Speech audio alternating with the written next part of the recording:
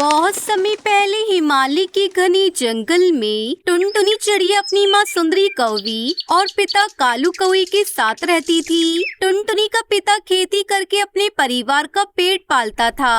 उसी जंगल में एक लालची मुखिया रहा करता था।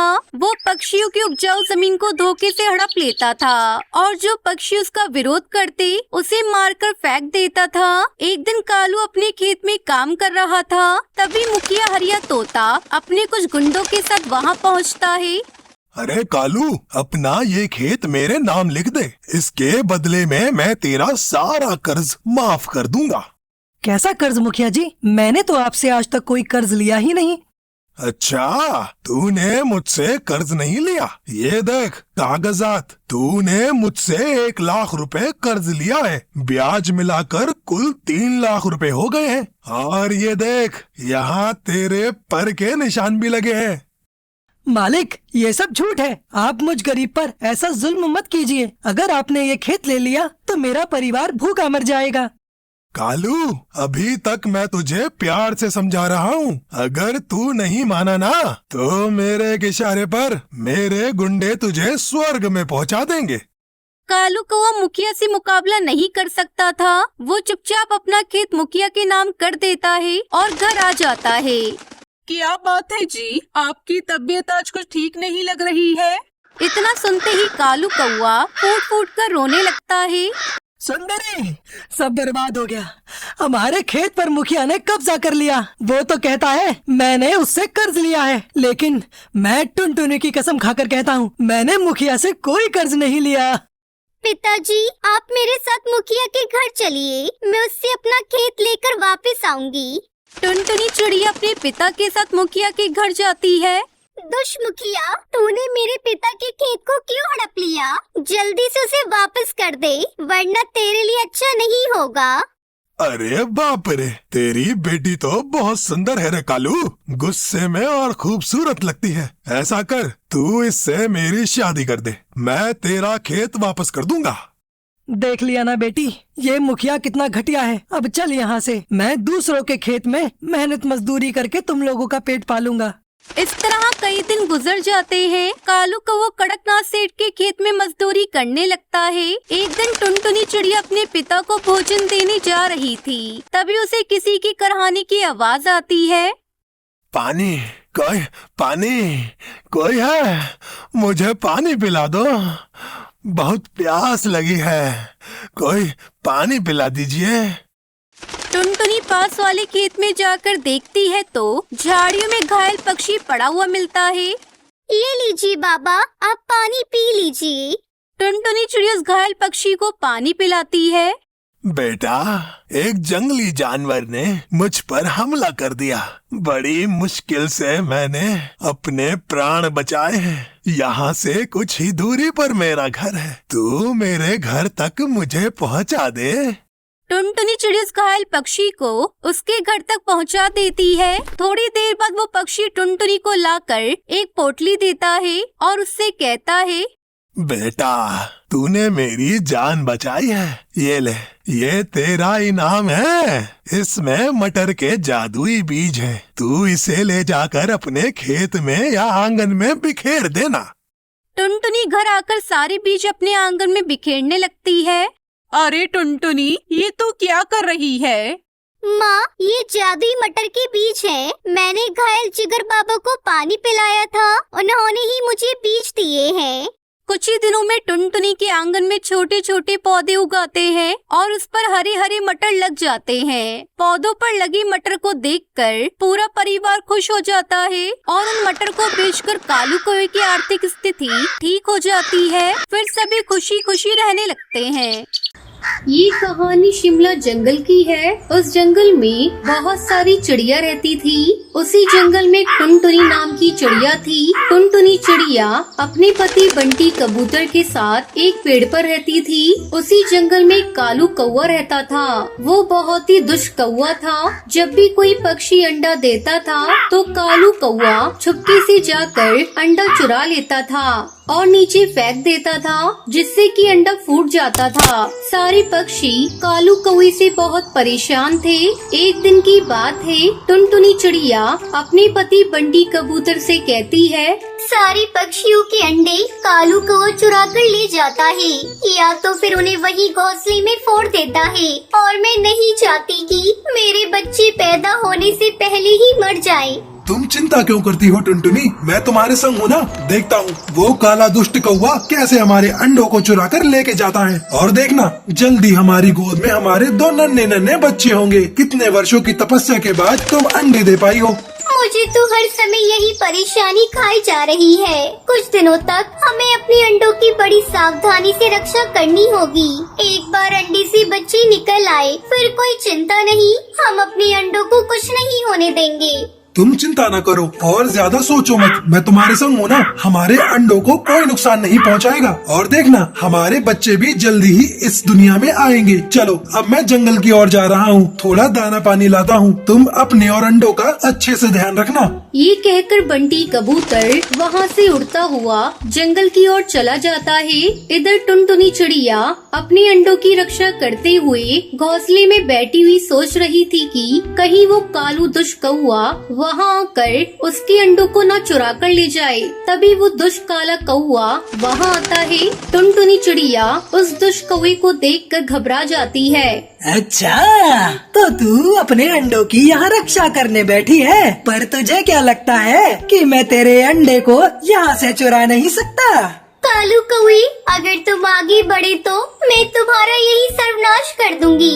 अच्छा, तुम एक छोटी चिड़िया होकर मुझसे मुकाबला करोगी, मेरा सर्वनाश करोगी? अच्छा, मैं तो डर गया। तुझे मैं अभी सबक सिखाता हूँ। वो काला दुष्ट कौवा टुनटुनी चिड़िया पर हमला कर देता है। दोनों के बीच में काफी समय तक लड़ाई होती है। लड़ाई में टुनटुनी चिड़िया बुरी तरह से जख्मी हो जाती है और वो जमीन पर गिर जाती है।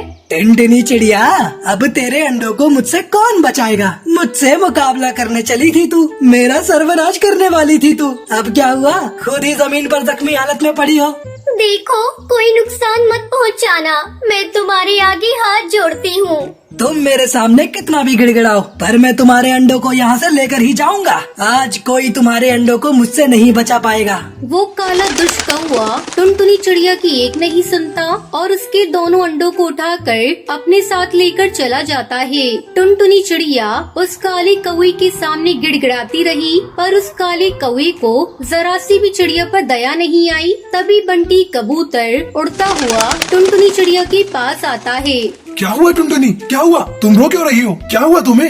मैंने आपसे कहा था ना कि वो अंडों को यहाँ से चुरा कर ले जाएगा। मैंने उसे रोकने की बहुत कोशिश की, पर मैं उस कौवे के सामने हार गई और वो कौवा हमारे अंडों को लेकर अपने साथ चला गया। मैं उस दुष्ट काले कौवे को नहीं छोड़ूंगा। चलो हमें अभी उसके एरिया में जाकर हमारे अंडों को सही सलामत लाना होगा। कहीं वो हमारे अंडों को फोड़ ना दे। उससे पहले हमें अपने अंडों को छीन कर लाना होगा। आप सही कहते हो, हमें अभी तुरंत वहाँ जाकर अपने अंडों को लाना होगा। हमें अपने बच्चों को बचाना होगा। कहीं ऐसा न हो कि हमारे बच्चे इस दुनिया में आने से पहले ही मर जाए। हमारे अंडों को कुछ नहीं होगा। हम अपने आने वाले बच्चों को कोई मुसीबत में नहीं पड़ने देंगे। दोनों मिलकर उड़ते हुए उस काले दुष्ट कौवे के इलाके में जाते हैं। वहां पहुंचने के बाद वो दुष्ट कौवा अपने घोंसले में बैठकर उन दोनों अंडों को घूरता हुआ देखे जा रहा था। तभी बंटी कबूतर उसे जोर से आवाज लगाता है। ए दुष्ट काले कौवे, तेरी हिम्मत कैसे हुई मेरे अंडों को चुराने की? अगर तूने हमारे अंडों को जरा भी नुकसान पहुंचाने की कोशिश की तो मुझसे बुरा कोई नहीं होगा। अच्छा, तो तुम दोनों यहाँ पे चले आए। चलो, आ ही गए हो तो तुम्हें सबक सिखाना होगा। तुम्हारे अंडों के साथ साथ तुम्हारा भी अंत करना पड़ेगा। तुम क्या हमारा अंत करोगे काले दुष्ट कौवे? तुम्हें तो आज मैं धूल चटाकर ही दम लूंगा। वो दुष्ट काला कौवा अपने साथियों को आवाज लगाकर वहाँ बुला लेता है और सारे कौवे वहाँ आ जाते हैं। हे भगवान, इसने तो अपने सारे साथियों को बुला लिया। इतने सारे कौवे से कैसे निपट पाएंगे? टुनटुनी, मैं किसी तरह इन सारे कौवों का ध्यान भटकाता हूँ। तुम चुपके से अपने अंडे लेकर यहाँ से चली जाना। तुम समझने की कोशिश करो, हम इन सबसे मुकाबला नहीं कर पाएंगे। हम में से एक को अपने अंडे की रक्षा करनी ही होगी। अपने अंडों को यहाँ से सही सलामत ले जाना ही होगा। मैं आपको छोड़कर नहीं जा सकती, मैं आप ही के साथ रहूंगी। क्या हुआ बंटी कबूतर, इतने सारे कौवे देखकर डर गए? तभी वो सारे दुष्ट कौवे एक साथ मिलकर टुनटुनी चिड़िया और बंटी कबूतर पर हमला कर देते हैं। सारे दुष्ट कौवे उन दोनों को बुरी तरह से जख्मी कर देते हैं। दोनों के शरीर से इतना खून बहने लगता है कि उनसे खड़ा भी नहीं हुआ जाता। दोनों जख्मी हालत में वहीं गिर जाते हैं। क्या हुआ बंटी, हवा निकल गई? यहाँ आने के बाद तो बड़ी बड़ी बातें कर रहे थे कि मुझे धूल चटाओगे, मिट्टी में मिलाओगे। अब क्या हुआ? हे ऊपर वाले, अब तू ही हमारी सहायता कर। हमें किसी तरह बस इन दुष्ट कौवे से बचा ले और सही सलामत से हमारे अंडे हमें वापस दिला दे। रोते रोते जमीन पर जख्मी हालत में पड़े थे और वो मदद की गुहार लगा रहे थे। तभी अचानक बहुत सारे बाज उड़ते हुए वहाँ आ जाते हैं। दुष्ट काला कौवा ये देखकर घबरा जाता है। क्या हुआ चिड़िया, तुम दोनों इस तरह जख्मी हालत में क्यों पड़े हो? जिगरबाज, इसने अपने साथियों के साथ मिलकर हमें बहुत मारा है। जिगरबाज, तुम यहाँ से चले जाओ, तुम्हारी हमसे कोई दुश्मनी नहीं है।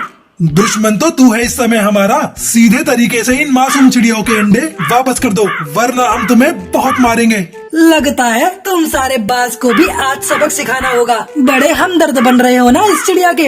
आज तुम सब गए, चलो साथियों अटैक करो।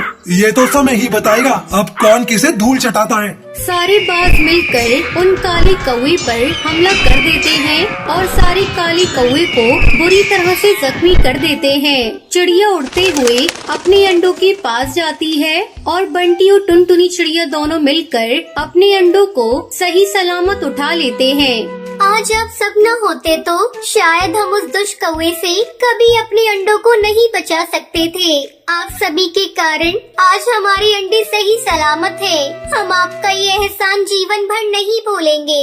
अब दोनों मिलकर अपने अंडों को वापस घोंसले में ले जाते हैं। कुछ दिनों बाद उसमें से नन्हे नन्हे बच्चे बाहर निकल आते हैं और वो सभी खुशी खुशी रहने लगते हैं। एक सुंदर से जंगल में एक बरगद का पेड़ था।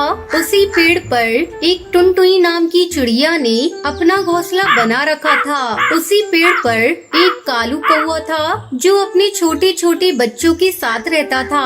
एक दिन सवेरे टुनटुनी चिड़िया के पास कालू कौवा रोता हुआ आता है। अरे क्या हुआ कौवे भाई, आप इतना क्यों रो रहे हो? अरे टुनटुनी बहन, क्या बताऊँ आपको, हमारे इलाके में ना जाने कहां से एक बिल्ली आ गई है और उसने मेरे एक बच्चे को पकड़कर खा लिया। क्या बिल्ली कहाँ से आ गई हमारे इस इलाके में? पता नहीं कहां से आई है, पर आते ही उसने आतंक मचा रखा है। अब मैं अपने बच्चों को कैसे उस बिल्ली से बचाऊं? तभी टुनटुनी चिड़िया मनी मन सोचने लगती है। हे भगवान, अब मैं क्या करूं? मेरे तो 4 अंडे हैं और कुछ ही दिनों में उन अंडों से बच्चे भी आने वाले हैं। अब उससे मैं अपने बच्चों की कैसे रक्षा करूं? अच्छा टुनटुनी बहन, अब मैं जा रहा हूँ अपने घोंसले में, वरना वो बिल्ली फिर आ गई तो मेरे बच्चों को फिर से मार देगी। ये कहकर कालू कौवा अपने घोंसले में चला जाता है। कुछ दिन यूं ही बीत जाते हैं। टुनटुनी चिड़िया के 4 नन्हे नन्हे बच्चे अंडे से बाहर आ जाते हैं। अरे मेरे नन्हे नन्हे बच्चों, कैसे हो सब? बच्चे चूचू करते रहते हैं। तभी टुनटुनी चिड़िया के घोंसले के नीचे से वही बिल्ली गुजर रही होती है। अरे ये तो कोई चिड़िया के बच्चों की आवाज लग रही है। लगता है आज तो नॉनवेज भोजन मिलेगा। चलो तलाश करती हूँ आखिर ये बच्चे कहाँ छुपकर बैठे हैं। बिल्ली तभी पेड़ के ऊपर टुनटुनी चिड़िया का घोंसला देखती है। अच्छा, तो ये बच्चों की आवाज उस घोंसले में से आ रही है। अच्छा बच्चों, तुम यहीं बैठे रहो, मैं तुम्हारे लिए भोजन की व्यवस्था करके आती हूँ। घोंसले से बाहर मत निकलना। टुनटुनी चिड़िया के बच्चे चूचू करते रहते हैं और टुनटुनी चिड़िया उड़ते हुए अपने घोंसले से चली जाती है। तभी बिल्ली की नजर टुनटुनी चिड़िया पर पड़ती है। चलो अच्छा है, ये चिड़िया खुद ही अपने घोंसले से उड़ गई। अब मैं बड़ी ही आसानी से इसके बच्चों को अपना शिकार बना पाऊंगी। बड़े दिनों बाद भोजन में आज नॉनवेज खाने को मिलेगा।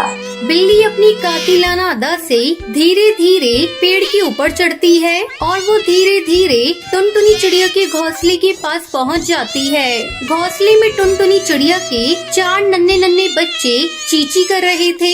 अरे वाह, ये तो कितने मुलायम मुलायम बच्चे हैं। इनका स्वाद तो बड़ा ही मजेदार रहेगा। चलो अब अपनी भूख की शिद्दत को मिटाती हूँ और इन नन्हे नन्हे बच्चों को अपना भोजन बनाती हूँ। बिल्ली जैसे ही टुनटुनी चिड़िया के बच्चों के पास जाती है, है। तभी कालू कौवे की नजर बिल्ली पर पड़ती है।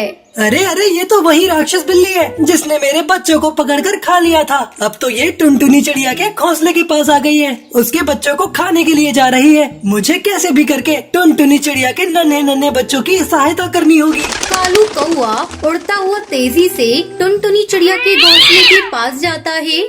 ये क्या कर रही हो बिल्ली? तुमने मेरे एक बेटे को तो जान से मार ही दिया, अब क्या इन मासूम नन्हे नन्हे बच्चों को भी अपना शिकार बना रही हो?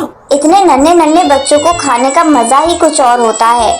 मैं तुम्हें टुनटुनी चिड़िया के बच्चों को नहीं खाने दूंगा। इन बच्चों को छोड़ दो, वरना हम सारे पक्षी मिलकर तुम्हारा जीना मुश्किल कर देंगे। तुम पक्षी मेरा क्या कर लोगे? मैं तुम सबको कच्चा चबा जाऊंगी। तुम मेरे शिकार के बीच में ना आओ, वरना बेवजह ही मारे जाओगे। बिल्ली जैसे ही टुनटुनी चिड़िया के बच्चों को पकड़ने के लिए हमला करती है, तभी कालू कौवा उसे जोरदार चोट मारता है, जिसकी वजह से बिल्ली पेड़ से सीधा जमीन पर गिर जाती है। ओ, अरे इस कौवे ने तो मेरी पूरी हड्डी पसली तोड़ दी। अरे बिल्ली, अगर तुम अपनी जान की सलामती चाहती हो तो सीधी तरह से यहाँ से चली जाओ। अगर तुमने हमारे बच्चों की ओर दोबारा मुड़कर भी देखा तो हम तुम्हारा वो हश्र करेंगे कि तुम जीवन भर याद रखोगी। तुमने ये सही नहीं किया कालू कौवे, तुम्हें इसका बहुत बुरा अंजाम भुगतना होगा। इस बार तो मैं जा रही हूँ, पर अगली बार जब लौट के आऊंगी तब तुम्हारे सारे बच्चों को अपना शिकार बनाकर ही वापस जाऊंगी। बिल्ली, ये हम पक्षियों की संतान हैं। हम अपनी संतान पर कोई भी आंच नहीं आने देंगे। चाहे सामने इस जहाँ का सबसे खतरनाक राक्षस भी क्यों ना हो, हम उसका भी सामना कर लेंगे। बिल्ली लड़खड़ाती हुई वहाँ से चली जाती है। कुछ समय बाद टुनटुनी चिड़िया अपने घोंसले में वापस आती है। बच्चों को हड़बड़ाता हुआ देखकर टुनटुनी चिड़िया घबरा जाती है। क्या हुआ बच्चों, तुम इतने घबराए हुए क्यों हो? कोई आया था क्या? तभी कालू कौवा टुनटुनी चिड़िया के पास आता है और उसको सारी बात विस्तार से बताता है। ये सुनकर टुनटुनी चिड़िया बहुत घबरा जाती है। बच्चों, उस बिल्ली ने तुम्हें कुछ किया तो नहीं है ना? नहीं चिड़िया बहन, मैंने उस बिल्ली को बहुत अच्छी तरीके से मजा चखा दिया है। अब वह दोबारा यहाँ आने की हिम्मत नहीं करेगी। पर कौवे भाई, हमें और सावधान रहना होगा। वो बिल्ली किसी भी वक्त हमारे नन्हे नन्हे मासूम बच्चों पर हमला कर सकती है। हाँ चिड़िया बहन, आप चिंता न करो, मैं आज से ही बहुत सावधानी से रहूँगा। अच्छा, अब आप अपने बच्चों की देखभाल कीजिए, मैं अपने घोंसले में जाता हूँ। ये कहकर कालू कौवा अपने घोंसले में चला जाता है। यूं ही रात हो जाती है। सारे पक्षी अपने अपने घोंसले में अपने अपने बच्चों के साथ विश्राम कर रहे थे। तभी वो बिल्ली वहाँ आ जाती है। चलो, सारे पक्षी सो रहे हैं, अब जाकर उस चिड़िया के नन्हे नन्हे बच्चों को अपना शिकार बनाती हूँ। बिल्ली धीरे धीरे टुनटुनी चिड़िया के घोंसले के पास जाती है और एक झपट में टुनटुनी चिड़िया के एक बच्चे को अपने मुंह में दबाकर वहाँ से भाग जाती है। बच्चे की आवाज सुनकर टुनटुनी चिड़िया घबरा उठ जाती है। अरे बचाओ, कोई बचाओ, वो बिल्ली मेरी मासूम बच्ची को पकड़ कर ले गई। अरे कोई तो बचाओ मेरे बच्चे को। अरे अरे, ये तो चिड़िया बहन की आवाज है। क्या हुआ, ये इतना क्यों चिल्ला रही है? कालू कौवा उड़ता हुआ चिड़िया के पास आता है। अरे क्या हुआ चिड़िया बहन, आप इस तरह क्यों चिल्ला रही हो? वो बिल्ली मेरे बच्चे को अपने साथ लेकर चली गई। मेरे बच्चे को बचा लो।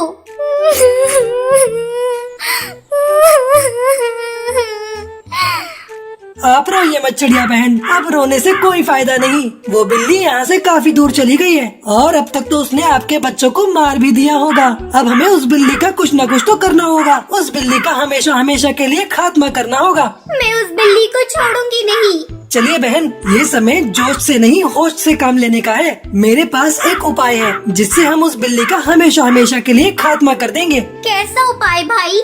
वो देखिए, नीचे गहरा गड्ढा है। हमें किसी भी तरह उस बिल्ली को इस गड्ढे में गिराना होगा। जैसे ही वो बिल्ली गड्ढे में गिरेगी, फिर हम उस गड्ढे में पड़े कचरे में आग लगा देंगे, जिसके बाद वो बिल्ली हमेशा हमेशा के लिए खत्म हो जाएगी। अगले दिन सवेरे वो बिल्ली फिर से वहाँ आती है। हिम्मत है तो मुझे पकड़ कर दिखाओ। तुझे तो मैं कच्चा ही चबा जाऊंगी। तभी बिल्ली टुनटुनी चिड़िया के ऊपर हमला कर देती है। टुनटुनी चिड़िया वहाँ से उड़ जाती है और बिल्ली सीधा कचरे के गड्ढे में गिर जाती है। तभी कालू कौवा उस गड्ढे के कचरे में आग लगा देता है, जिसके बाद उस बिल्ली का हमेशा हमेशा के लिए खात्मा हो जाता है। फिर टुनटुनी चिड़िया अपने बच्चों के साथ खुशी खुशी जीवन बिताने लगती है।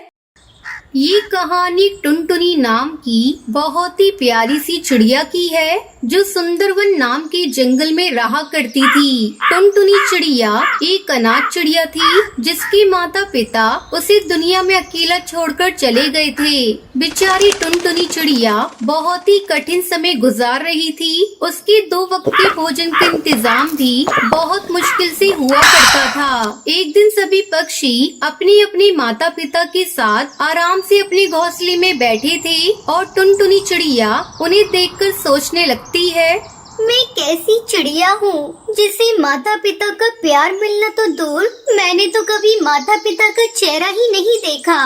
मुझे तो 2 वक्त के भोजन के लिए भी दर दर की ठोकरें खानी पड़ती है। अमीर पक्षियों के घर में काम करना पड़ता है, उनकी जली कटी बातें सुननी पड़ती है, तब जाकर पेट भरने के लिए दाने का इंतजाम हो पाता है। तभी टुनटुनी चिड़िया को याद आता है कि उसे कड़कनाथ सेठ के यहाँ काम करने जाना है।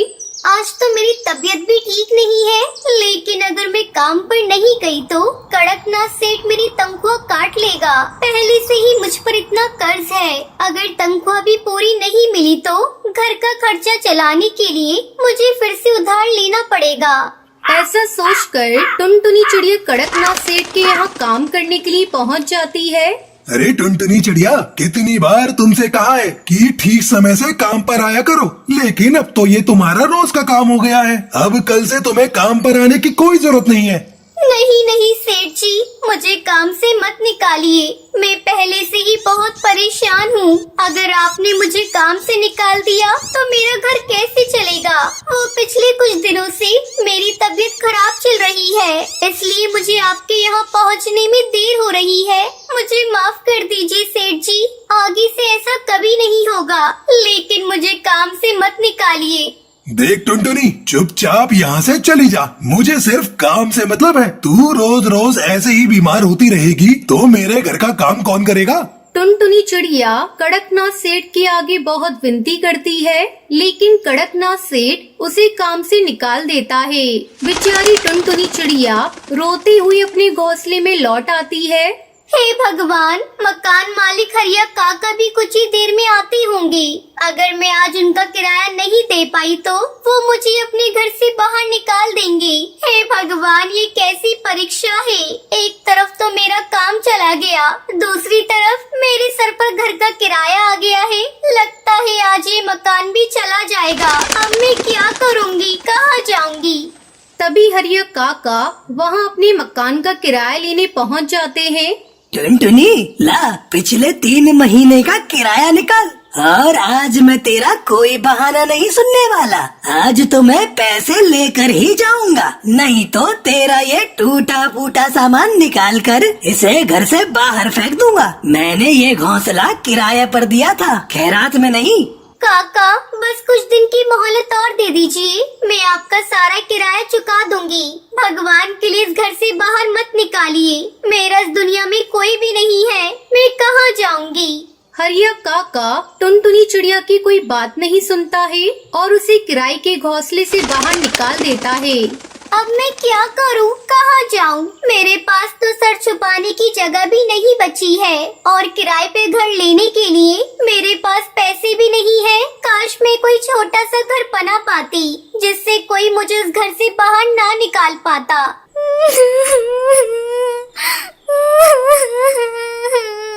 टुनटुनी चिड़िया के रोने की आवाज सुनकर एक सुंदर सी नीले रंग की चिड़िया उसके पास आती है। क्या हुआ प्यारी बच्ची, तुम क्यों रो रही हो? कोई परेशानी हो तो मुझे बताओ, मैं तुम्हारी मदद करूंगी। मैं बहुत परेशान हूँ, मैं एक अनाथ चिड़िया हूँ। मैं किसी तरह एक सेठ के यहाँ मजदूरी करके अपना पेट भरती थी, लेकिन आज उन्होंने मुझे काम से निकाल दिया। मैंने पिछले कई महीने से मकान का किराया भी नहीं दिया था, इसलिए मकान मालिक ने मुझे इस घोंसले से भी उठाकर बाहर फेंक दिया। अब मेरे पास ना खाने के लिए दाना है, ना रहने के लिए कोई घर है। मैं अपना खुद का छोटा सा घर बनाना चाहती हूँ, लेकिन मेरे पास मकान बनवाने के लिए भी पैसे नहीं हैं।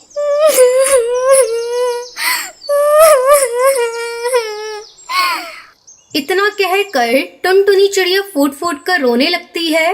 देखो टुनटुनी, रोने से कुछ नहीं होगा। तुम्हें ऐसा क्यों लगता है कि तुम अपना घोंसला नहीं बना पाओगी? तुम बिल्कुल अपना घोंसला बना सकती हो। मैंने कहा ना, मैं तुम्हारी मदद करूंगी। चलो सबसे पहले हम तुम्हारे घर के लिए कुछ कच्चा सामान लेकर आते हैं, फिर उससे मैं तुम्हें घर बनाना सिखाऊंगी। इसके बाद टूनी चिड़िया टुनटुनी को अपने साथ नदी के दूसरे पार ले जाती है।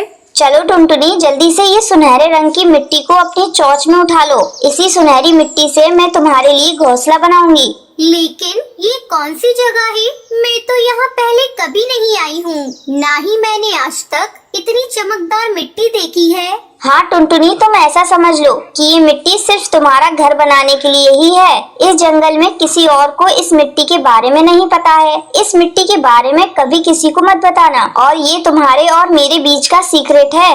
ठीक है, मैं किसी को कुछ नहीं बताऊंगी। इसका मतलब मेरा घर जंगल में सबसे सुंदर और खूबसूरत होगा, है ना? हाँ टुनटुनी, आपकी टूनी आंटी है ना, अब आपका घर इस जंगल में सबसे सुंदर होगा, और फिर इस घर से आपको कोई भी बाहर निकाल नहीं पाएगा। उसके बाद टुनटुनी चिड़िया अपनी चोंच में उठाकर वो सुनहरी मिट्टी ले आती है और देखते ही देखते वहाँ मिट्टी का एक ढेर इकट्ठा कर लेती है। उसके बाद टूनी चिड़िया अपने पास से एक जादुई छड़ी निकालती है और देखते ही देखते उस सुनहरी मिट्टी से एक बहुत ही सुंदर सा घर तैयार हो जाता है। अरे वाह, ये घर तो बहुत सुंदर है, लेकिन बारिश में तो मेरा घर बह जाएगा ना? नहीं प्यारी बिटिया, मैं कोई आम चिड़िया नहीं हूँ। मेरे पास विशेष शक्तियाँ हैं, जिनसे मैं तुम्हारे जैसे जरूरतमंद पक्षियों की मदद करती हूँ। तुम्हारा ये घर मैंने खुद सुनहरी मिट्टी से बनाया है। ये कोई आम मिट्टी नहीं है। तुम बिल्कुल निश्चिंत रहो, चाहे जितनी भी बारिश आए, तुम्हारा घर कभी खराब नहीं होगा। टूनी की बात सुनकर टुनटुनी चिड़िया बहुत खुश हो जाती है और वो खुशी खुशी अपनी मिट्टी के घर में रहने लगती है। कड़कनाथ सेठ का जंगल में अच्छा कारोबार था। उसके घर में रुपए पैसे धन दौलत की कोई कमी नहीं थी। कड़कनाथ सेठ आजकल अपने इकलौते बेटे कालू कौवे के लिए एक सुंदर सी चिड़िया ढूंढ रहा था। एक दिन कड़कनाथ सेठ के दरवाजे पर दस्तक होती है। दरवाजा खोलने पर कड़कनाथ सेठ को एक सुंदर सी चिड़िया दिखाई देती है। हाँ हाँ, कहो बेटा, किससे मिलना है? अंकल जी, क्या आप कुछ देर के लिए मुझे अपने घोंसले में रुकने के लिए जगह दे सकते हैं? एक दुष्बाज मेरे पीछे पड़ा है। मेरे पिता ने एक बात से कुछ कर्ज ले रखा था। कर्ज चुकाए बिना ही मेरे पिता का देहांत हो गया है। जब से मेरे पिता की मौत हुई है, तब से वो बाज मुझ पर शादी करने का दबाव बना रहा है। मैं उस दुष्ट से शादी नहीं करना चाहती हूँ। किसी तरह से अपनी जान बचाकर यहाँ पर आई हूँ। प्लीज मुझे उस बाज की गंदी नजर से बचा लीजिए।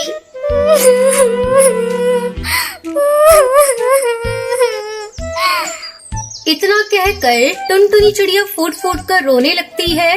सुंदर चिड़िया की आंसू देखकर कड़कनाथ सेठ को उस पर तरस आ जाता है और वो उसको अपने घर में रुकने के लिए जगह दे देता है। अरे बेटी, रो नहीं तुम, इसे अपना ही घर समझो। जब तक तुम्हारे लिए किसी और जगह का इंतजाम नहीं हो जाता, तुम आराम से यहाँ रह सकती हो। अगले दिन अंकल जी, आज से दोनों वक्त का खाना और घर की साफ सफाई का सारा काम मैं किया करूँगी।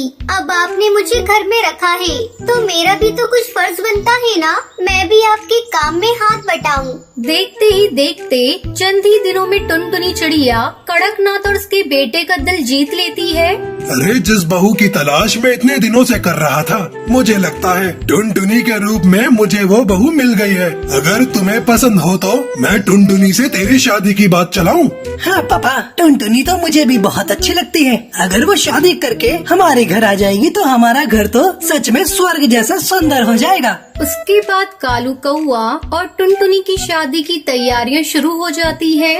कड़कनाथ सेठ अपने इकलौते बेटी की शादी के लिए महंगे से महंगे जेवर और 36 पकवान बनवाता है। खूब धूमधाम से शादी का आयोजन होता है, जिसमें जंगल के सभी बड़े बड़े पक्षी महंगे तोहफों के साथ शामिल होते हैं। शादी के अगले दिन हरिया काका कड़कनाथ सेठ के घर आता है और जोर जोर से दरवाजा पीटते हुए बोलता है, अरे कड़कनाथ भाई साहब, उठिए, आखिर कब तक सोते रहेंगे? अरे सुबह से शाम होने आई है, क्या बात है? आज तो आपके घर का दरवाजा ही नहीं खुला। बार बार दरवाजा पीटने पर भी जब दरवाजा नहीं खुलता है तो हरिया काका पड़ोस के पक्षियों को बुला लाते हैं। सभी पक्षी मिलकर दरवाजा तोड़ देते हैं और घर के अंदर दाखिल होते हैं। अरे ये क्या हो गया? भाई साहब का तो पूरा घर खाली हो गया। रात में उनके घर में आए हुए इतने सारे तोहफे सब कहाँ चले गए? और इतना दरवाजा पीटने के बाद भी ये भाई साहब और कालू आखिर जाग क्यों नहीं रहे हैं? और इनकी नई बहू कहाँ चली गई? हाय, कोई पानी डालो इनके ऊपर, पहले इन्हें होश में तो लाओ, बाकी की कहानी तो ये खुद सुनाएंगे। फिर सभी पक्षी कड़कनाथ सेठ और कालू को होश में लाते हैं। अरे क्या बात है भाइयों, आप लोग सब मेरे घर में कैसे जमा हो गए? अरे कुछ बात हुई है क्या?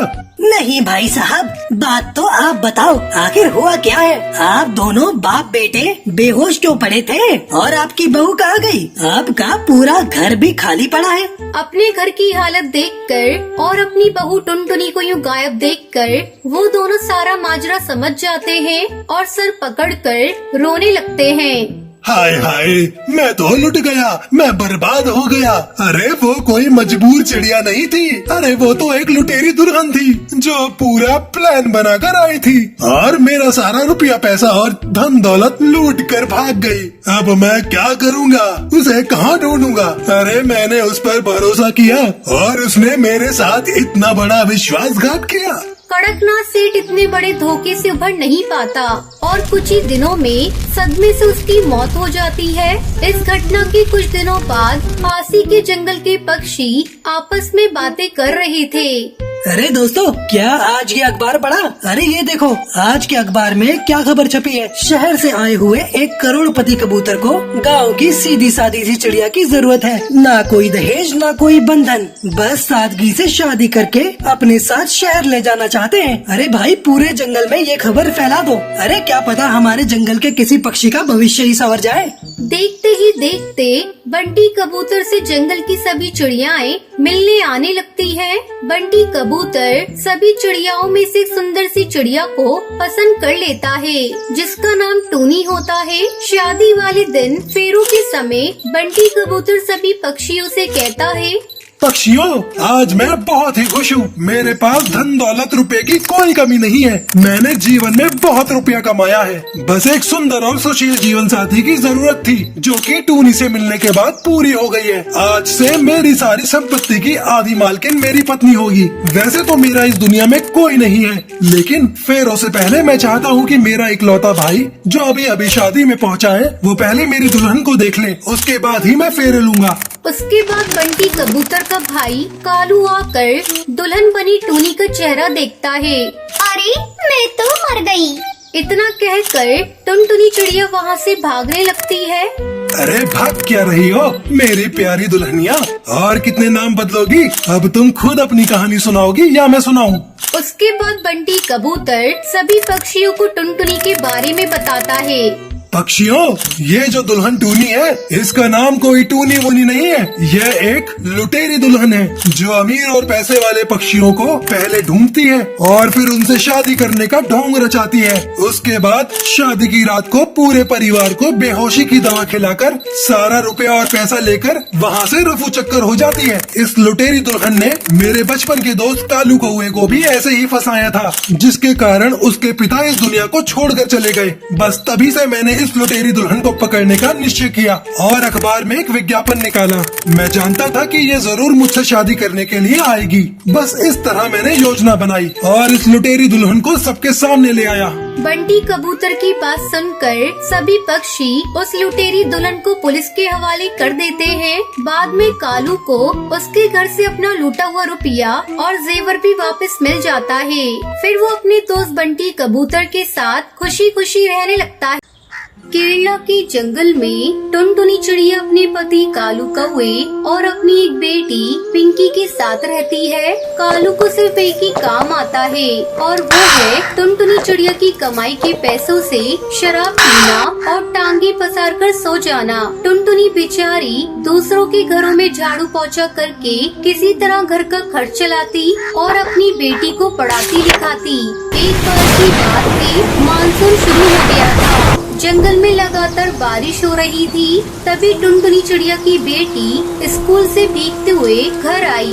अरे तुम तो पूरी तरह भीग गई। थोड़ी देर कहीं रुक जाती।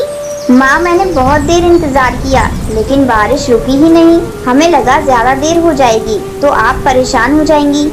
ये जंगल की बारिश भी ना हम गरीब पक्षियों के लिए मुसीबत ही लेकर आती है।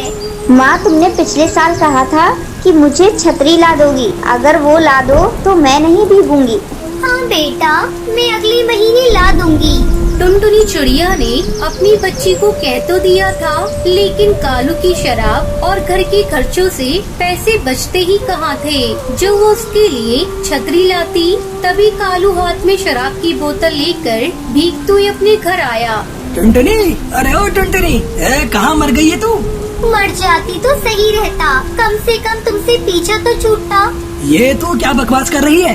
तुझे अपनी बेटी की फिक्र नहीं है, लेकिन मुझे तो है। पूरा दिन शराब शराब शराब। कालू के साथ सबसे बड़ी दिक्कत ये थी कि वो अपनी बुराई तो सुन लेता, लेकिन अगर कोई शराब की बुराई कर दे तो उसका पारा चढ़ जाता।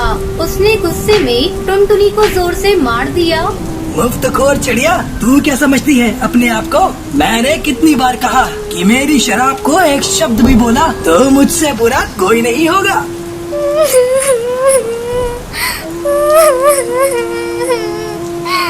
ये शराब हमारा घर तोड़ रही है, आपको नहीं दिखता? चुप चुप कर, नहीं तो मार मार के मुंह सुझा दूंगा। टुनटुनी चिड़िया की बेटी भी अपने पिता के इस व्यवहार से हमेशा सहमी रहती थी। अगले दिन, सुनिए जी, मानसून जोर पर है। हर दिन भयंकर बारिश हो रही है। तो मैं क्या करूं? बारिश में बारिश नहीं होगी तो क्या लू चलेगी? आपसे तो कुछ कहना ही बेकार है। तो फिर कहती ही क्यों हो? चल जा यहाँ से। और हाँ, जाते जाते कुछ रुपए देती जाना। रुपयों की बात सुनकर टुनटुनी चिड़िया को गुस्सा आ गया। रुपये? रुपये क्यों चाहिए? तेरे लिए ताजमहल बनवाना है, ताजमहल।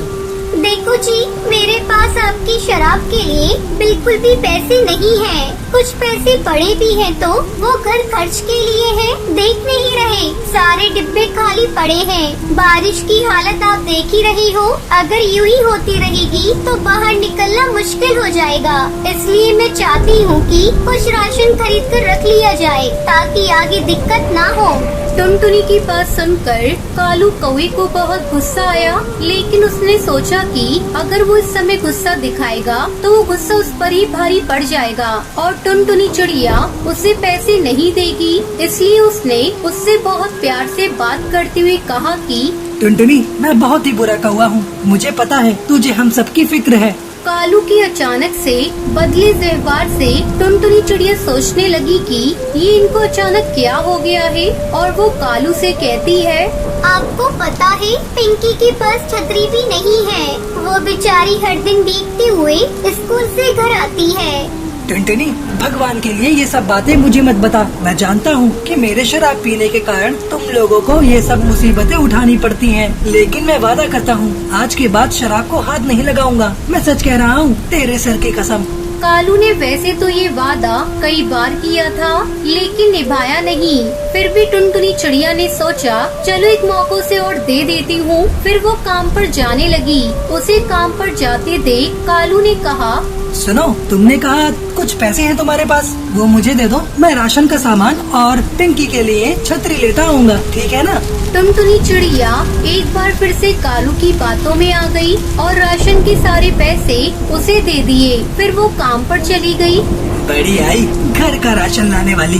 अरे भूखे पेट तो रहा जा सकता है, लेकिन दारू के बिना बिल्कुल नहीं। उस दिन फिर से बहुत बारिश हो रही थी। घर में जो कुछ राशन था उसे टुनटुनी ने बना दिया था। अब वो कालू के आने का इंतजार कर रही थी। रात के 9:30 बजे कालू को वो लड़खड़ाते हुए घर पहुंचा। उसकी हालत देखकर ही टुनटुनी चिड़िया समझ गई कि ये आज फिर से पीकर आया है। उसने गुस्से में उससे पूछा, राशन कहाँ है? पिंकी की छतरी कहाँ है? लेकिन कालू उसको कोई जवाब नहीं देता और जाकर बिस्तर पर लेट गया। बाहर बारिश लगातार हो रही थी, लेकिन इस बार बारिश ने रुकने का का नाम नहीं लिया। लगातार बारिश के कारण टुनटुनी चिड़िया के घोंसले से पानी टपकने लगा। ये देखकर उसकी बेटी पिंकी एक बर्तन ले आई और जमीन पर रख दिया। लेकिन इस बार बारिश किसी जिद्दी बच्चे की तरह हो गई थी। वो बरसती जा रही थी। मुझसे बहुत बड़ी गलती हो गई जो इन पर विश्वास कर लिया। एक बार फिर कालू ने विश्वास तोड़ दिया। मेरी बेटी भूख से बिलख रही है और ये है कि शराब के नशे में जानवर की तरह पड़े हुए हैं। लगातार बारिश के कारण टुनटुनी के घोंसले में पानी भरता जा रहा था। माँ, क्या हम लोग इस पानी में डूब जाएंगे? माँ, हम सब मर जाएंगे क्या? उसकी बातों को सुनकर टुनटुनी चिड़िया को रोना आ रहा था। लेकिन ये वक्त रोने का नहीं था, हिम्मत से काम और सबकी जान बचाने का था। कुछ नहीं होगा बेटा, कुछ नहीं होगा। बारिश कम होते ही सब ठीक हो जाएगा। लेकिन इस बीच कालू का नशा टूटा। होश में आने के बाद उसे समझ में आया कि वो लोग बहुत मुसीबत में हैं। ये इतना पानी कहाँ से आ गया? टुनटुनी चिड़िया ने अपनी बेटी को झट से अपने ऊपर उठा लिया और अपने पति से कहा, हमें यहाँ से बाहर निकलना होगा। किसी से मदद मांगनी होगी, नहीं तो हम यहीं खत्म हो जाएंगे। पहली बार मौत का खौफ कालू के चेहरे पर दिखा और शायद पश्चाताप भी उसकी आंखों में दिख रहा था। उसने अपनी बेटी को अपने कंधे पर उठा लिया और टुनटुनी से कहा, तू इसकी फिक्र मत कर टुनटुनी, मैं मर भी जाऊंगा लेकिन अपनी बेटी को कुछ नहीं होने दूंगा। टुनटुनी और कालू किसी तरह अपने घोंसले से बाहर निकलते हैं। थोड़ी देर बाद बचाव दल के पक्षी वहां आ जाते हैं। सभी जंगल के पक्षियों को एक सुरक्षित जगह पर पहुंचा देते हैं। इस बार की बारिश कालू के लिए एक बहुत बड़ा सबक लेकर आई थी। कालू कौवे ने शराब छोड़ दी और एक पाव भाजी का ठेला खोल लिया। फिर सभी खुशी खुशी रहने लगते हैं। माँ जी कुछ तो बोलिए। माँ जी, आप इतनी जल्दी हमें छोड़कर नहीं जा सकती।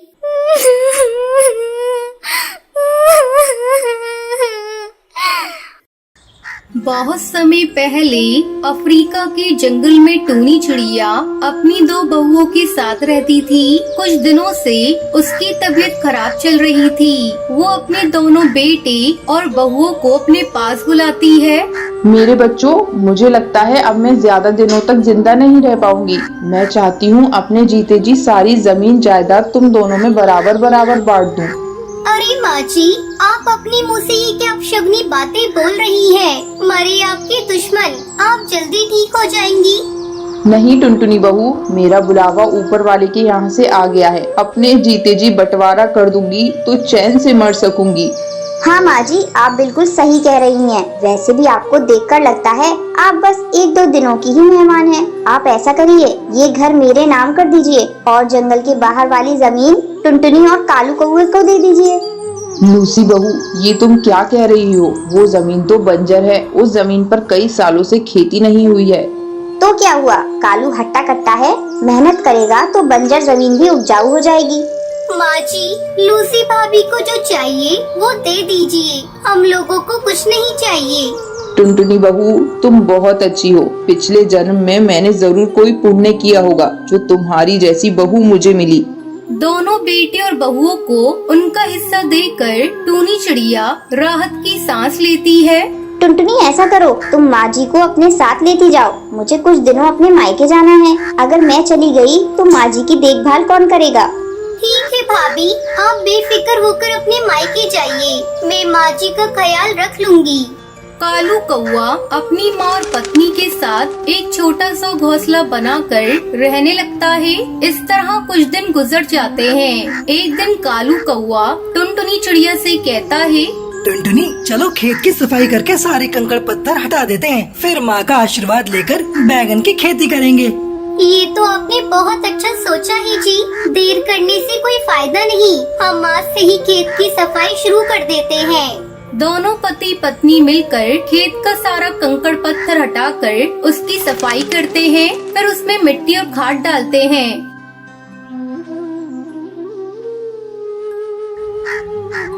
सुनिए जी, शाम हो गई है। अब बचा हुआ काम कल करिएगा। कालू टुनटुनी चिड़िया के साथ घर आता है। माँ जी कुछ तो बोलिए। माँ जी, आप इतनी जल्दी हमें छोड़कर नहीं जा सकती।